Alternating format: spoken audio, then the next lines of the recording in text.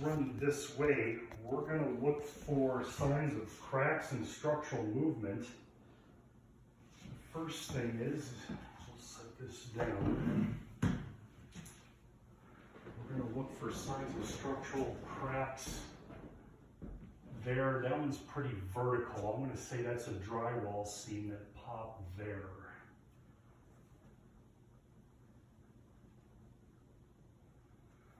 There's that same vertical one above the opening. Those are usually very vertical, so drywall seam.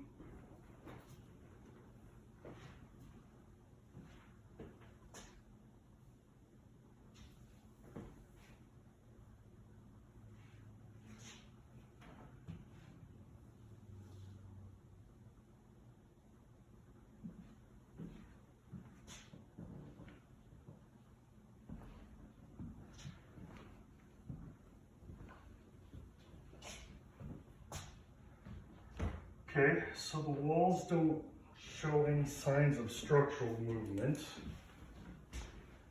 We'll put a level on the walls to make sure they're plumb. Good.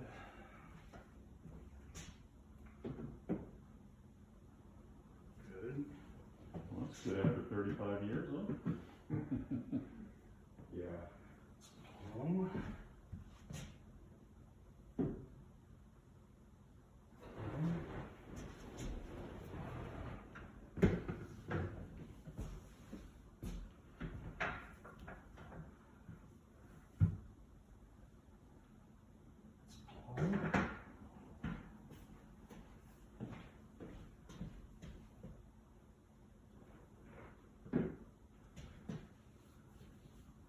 And that's plumb.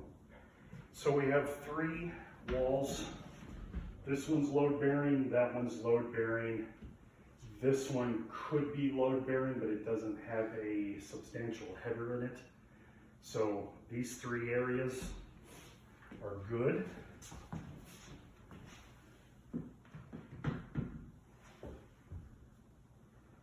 And there's the hump in the floor. So going from the exterior wall to the hump, you can see, Jim, that it's just touching the line, but it's inside of level. So there is a hump here,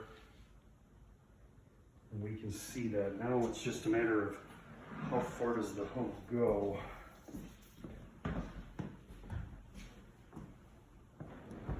And that's level right there, right inside the lines. So we're good there.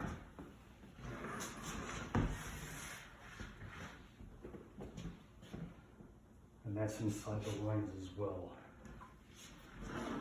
Let's see how far this way it goes.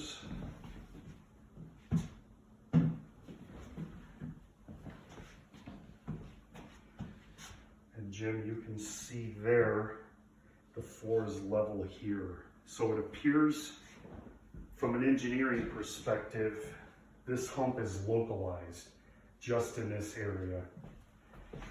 So now, let's see if the hump goes this way, it's level. And right there, it's level. So, we don't have signs of structural movement, which is good. There is a hump here. The criteria for a hump, in my opinion, is somebody that wears glasses. Am I going to trip over it? Does it become a life safety issue when you have guests come over? Are we going to be tripping over that and falling down? Even though we may not know the history, and how long have you lived here, Paul? 15 months. This is a loaded question to you. Has this changed at all, to your knowledge, in 15 months? To my knowledge, no, it doesn't.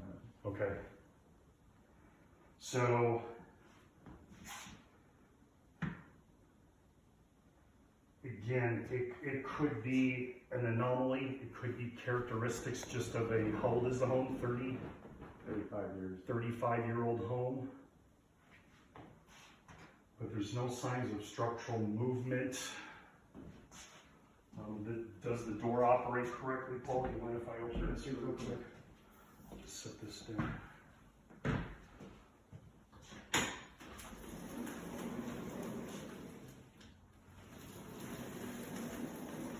And the reason I do this, Jim, is because if this floor were to move, a square opening will go trapezoidal. And sometimes we see that by cracks going diagonally from the window or door head.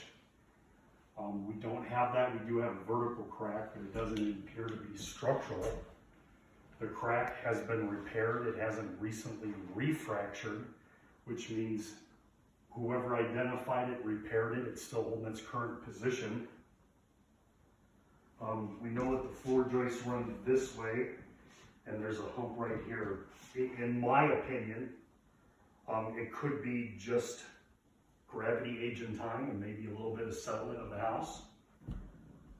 So the floor joists run the same way, run this way as the flooring. We need to go down in the basement to look. I might be able to shine my flashlight and see the fasteners in the ceiling. But I think if you looked at the construction, the floor joists would run this way. The plywood would be laid this way, and then whatever substrate is on top of the plywood to receive the flooring, I believe that it's, yeah, the floor joists could run this way. Okay. But Paul, can we go down in the basement and look at the room directly below this?